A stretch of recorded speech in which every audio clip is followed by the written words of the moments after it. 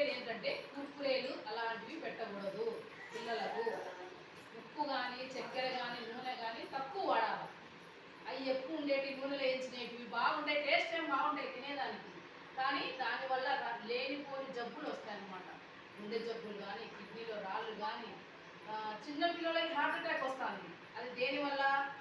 ఇలాంటివి తినడం వల్ల. నూనెతో ఎక్కువ అంటే ఒకసారి వేగినేటివి మళ్ళీ పెంచుతుంటారు ఆ నూనెలోనే, అది పడేది.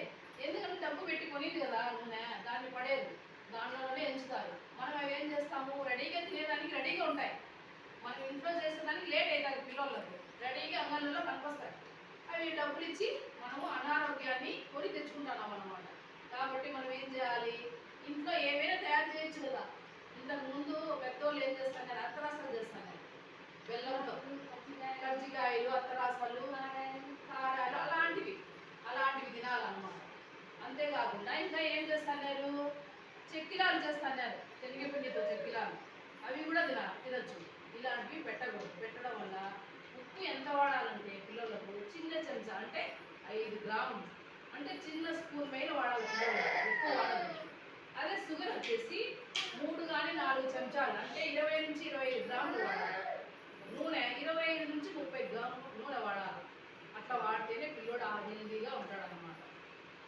నెక్స్ట్ సెల్లులు. ఫస్ట్ అన్నం తినాలంటే ఏమి ఇస్తారు పిల్లలకు? సెల్లు ఇస్తారు. సెల్లు చాలా ప్రమాదకరమైనది. ఎంట్లో ఉంటాయంటే మన కన్ను పొర చూస్తారు కదా, మరి ప్లాస్టిక్ కాగితము సెల్లు మీద పెడితే ఆ కాగితం ఏమైపోతుంది, కాలిపోతుందా లేదా? ఆ సెల్ ఇస్తే కదా పిల్లల కళ్ళు ఏమైపోతాయి, చిన్న వయసులోనే అద్దాలు వస్తున్నాయి పిల్లలకు, అంటే కంటి చూపు తగ్గిపోతుంది. రాత్రి పూట కూడా కళ్ళు అనేది కనిపించదు. కాబట్టి పిల్లలకు సెల్ అనేది చాలా వరకు తగ్గియాలన్నమాట.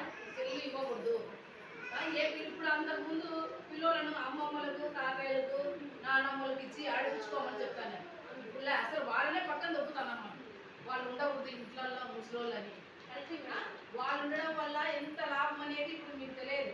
ఆ పిల్లలు కొంత పొద్దుటూరు లేనప్పుడు జరిగింది ఒకటి ఏంటంటే, వాడు డ్రగ్స్కు అలవాటు పడి పిల్లోడు ఒక్కడే ఒక కొడుకు ఆమెకు, వాళ్ళమ్మ గవర్నమెంట్ టీచర్.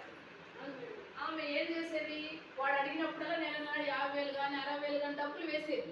వాడు అక్కడ ఏం చేస్తున్నాడు, చదువుకుంటున్నాడా, ఏం చేస్తున్నాడు, దేనికైనా అలవాటు పడినాడా అని వాడు డ్రగ్స్కి అలవాటు పడి వాడిని బుద్ధి పుట్టినట్టు వాడు మెదడుకి ఎక్కించుకున్నాడు అంతా. ఇంటికి వచ్చి వాళ్ళ అమ్మనే పొడిచినాడు. అంటే అప్పుడు ప్రేమలు అనురాగాలు అనేవి ఏమి ఉండవు. దానికి అలవాటు పడిపోతే ప్రేమలు అనురాగాలు అనేవి ఏమి ఉండవు. చంపి ఇంకా క్యాజువల్గా వచ్చి కూర్చున్నాడు బాగా బయట.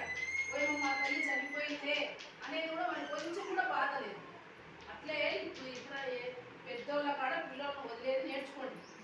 వాళ్ళు ఈయన మా తాతయ్య అనేది వాళ్ళు చెప్పాలి. ఇప్పుడు మా తాత ఎవరు అనేది కూడా అర్థం కావడం లేదు ఎవరికి. మా అమ్మమ్మ ఎవరు, తాత ఎవరు, నాన్నమ్మ ఎవరు అనేది కూడా అర్థం కాకుండా ఉంది పిల్లలకు. మన స్కూల్లో ఇచ్చేటివి ఏంటి ఏంటో ఒకసారి చెప్పు. మా సరిపోతుంది కదా, బాధ్యత నువ్వు ఏమి ఇస్తారు? కంది బ్యాగు, అర్ధ కేజీ నూనె, అట్టి ప్యాకెట్ కేజీ బెల్లము, 250 గ్రాములు, 2 కేజీలు రాగి పిండి, 5 లీటర్ పాలు, ఖజూరాలు 250 గ్రాములు, గుడ్లు 25, పాలు 5 లీటర్లు.